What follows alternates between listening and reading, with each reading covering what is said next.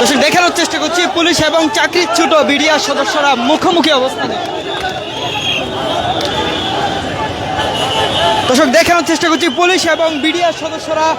মুখোমুখি অবস্থানে রয়েছে এবং তারা যমুনা অভিমুখে মার্চ করতে বের হয়েছিলেন এবং শাহবাগ থেকে তারা বিডিআর সদস্যরা তারা যমুনা অভিমুখে যাচ্ছিলেন 3 দফা দাবিতে এবং যাওয়ার ঠিক প্রথমার্ধেই কিন্তু আমরা দেখতে পাচ্ছি পুলিশের সাথে মুখোমুখি অবস্থানে রয়েছে বিডিআর এবং চাকরিচ্যুত বিডিআর সদস্য এবং পুলিশের ব্যারিকেড ভেঙে কিন্তু তার বিডিআর সদস্যরা ইতিমধ্যে যমুনা অভিমুখে যাত্রা শুরু করেছে।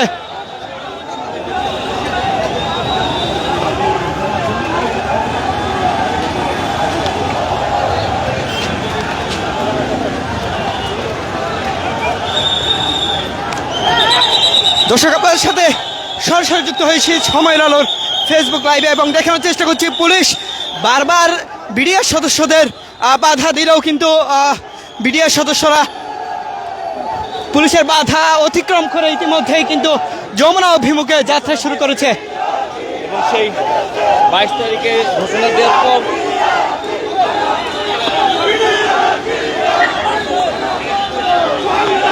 ভাই আমার এখানে ক্যামেরার লাইন লাগানো দর্শক আপনারা যদি জানিয়ে রাখি 3 দফা দাবিতে বিডিআর সদস্যরা তারা যমুনা অভিমুখে পদযাত্রা করার ঘোষণা দিয়েছিলেন এবং ঘোষণার প্রথমে রমনার ডিসি মাসুদ তিনি কিন্তু বিডিআর সদস্যদের প্রতিনিধির সাথে কথা বলেছিলেন এবং কথা বলে তাদেরকে থামানোর চেষ্টা করেছিলেন, কিন্তু তারা বলেছেন তারা কোনোভাবেই এইখানে থাকবেন এবং তারা তাদের পদযাত্রা যমুনা অভিমুখে নিয়ে যাবেন এবং সেই অনুযায়ী আমরা দেখতে পাচ্ছি ইতিমধ্যেই কিন্তু বিডিআর সদস্যরা যমুনা অভিমুখে মার্চ করা শুরু করেছেন। ইতিমধ্যেই কিন্তু চাকরিচ্যুত বিডিআর সদস্যরা তারা যমুনা অভিমুখে যাত্রা শুরু করেছে এবং কাকরাইল মোড়ের সামনে দিয়ে কিন্তু তারা যমুনা অভিমুখে যাবেন এবং সেখানে গিয়ে তাদের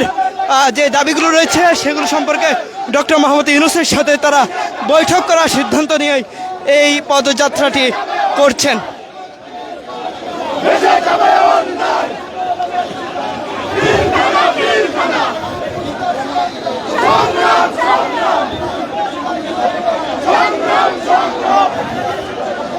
দর্শক আপনাদের যদি জানিয়ে রাখি দীর্ঘদিন ধরেই কিন্তু বিডিআর সদস্যরা তাদের 3 দফা দাবি এবং যারা মূলত এখন পর্যন্ত জেল হাজতে রয়েছে তাদেরকে যাতে কারামুক্তি দেওয়া হয় এবং পাশাপাশি চাকরিচ্যুত বিডিআর সদস্যদের যাতে চাকরি ফিরিয়ে দেওয়া হয়। বারবার বলেছে আমাদেরকে সময় দিচ্ছে, আমরা 16টা দিন ধরে রাস্তা পরে আসছি, আমাদের দাবি মেনে নেওয়া হোক। ধন্যবাদ।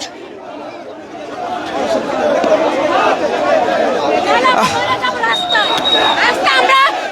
কাপড় পরছি, আমাদের দাবি মেনে হোক আর আমাদের জাল পরিবার আমাকে চাকরি ফিরে নেওয়া হোক। দর্শক আপনাদের যদি জানিয়ে রাখি যে প্রথম থেকে পুলিশ সদস্যরা তাদেরকে বোঝানোর চেষ্টা করছিলেন, তবে তারা কিন্তু পুলিশের সাথে কথা বলেছেন এবং তারা বলছেন যে তারা কোনোভাবেই শাহবাগে অবস্থান করবেন না, তারা যমুনা অভিমুখে যাত্রা করবেন এবং এর পরবর্তীতে পুলিশ শাহবাগ চত্বরে একটি ব্যারিকেড তৈরি করে এবং সেই ব্যারিকেডের মাধ্যমে যারা পদযাত্রা করছেন চাকরিচ্যুত বিডিআর সদস্যদের আটকানোর চেষ্টা করেছিলেন, তবে কোনোভাবেই তাদেরকে সেখানে আটকানো যায়নি এবং পরবর্তীতে আমরা দেখতে পেয়েছি তাদেরকে ব্যারিকেড দিয়েছিল মানব প্রাচীর তৈরি করে পুলিশের মাধ্যমে, সেই মানব প্রাচীর অতিক্রম করে কিন্তু চাকরিচ্যুত বিডিআর সদস্যরা যমুনার অভিমুখে যাত্রা শুরু করেছেন এবং ইতিমধ্যেই কিন্তু তারা কাকরাইল সড়ক দিয়েই কিন্তু তারা যমুনা প্রধান উপদেষ্টার বাসভবন যমুনার অভিমুখে যাবেন।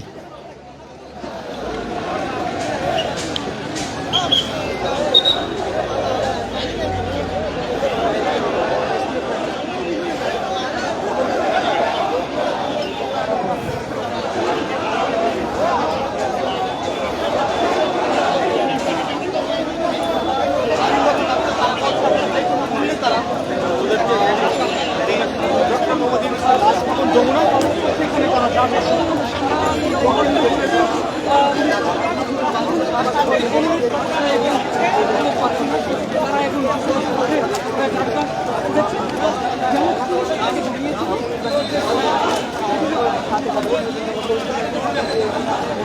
দর্শক আপনাদের যদি জানিয়ে রাখি 3 দফা দাবিতে কিন্তু চাকরিচ্যুত বিডিআর সদস্যরা যমুনা অভিমুখে পদযাত্রা শুরু করতে চেয়েছে এবং তারা দীর্ঘদিন ধরে কিন্তু তাদের এই কর্মসূচি তারা চালিয়ে যাচ্ছেন এবং শাহবাগে তারা প্রায় 4-5 দিন ধরে কিন্তু অবস্থান করছিলেন, আমরা সেটি লক্ষ্য করেছিলাম। এর পরবর্তীতে তারা আজকে পুনরায় আবারও প্রধান উপদেষ্টা ডক্টর মোহাম্মদ ইউনূসের বাসভবন যমুনার অভিমুখে তারা কিন্তু যাত্রা শুরু করেছে এবং সেই যাত্রাটি ইতিমধ্যেই কিন্তু যে ইঞ্জিনিয়ারিং ইনস্টিটিউট যে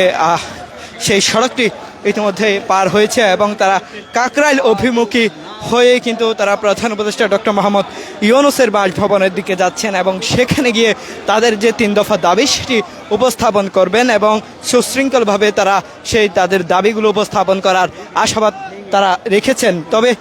তারা বলছেন তারা পুলিশের সাথে কোনো ধরনের সংঘর্ষে জড়াবেন না, এমনটি আসলে তারা বলেছেন। আমরা দেখতে পাচ্ছি বিপুল সংখ্যক পুলিশ মোতায়েন করা হয়েছে যাতে করে কোনো ধরনের অনাকাঙ্ক্ষিত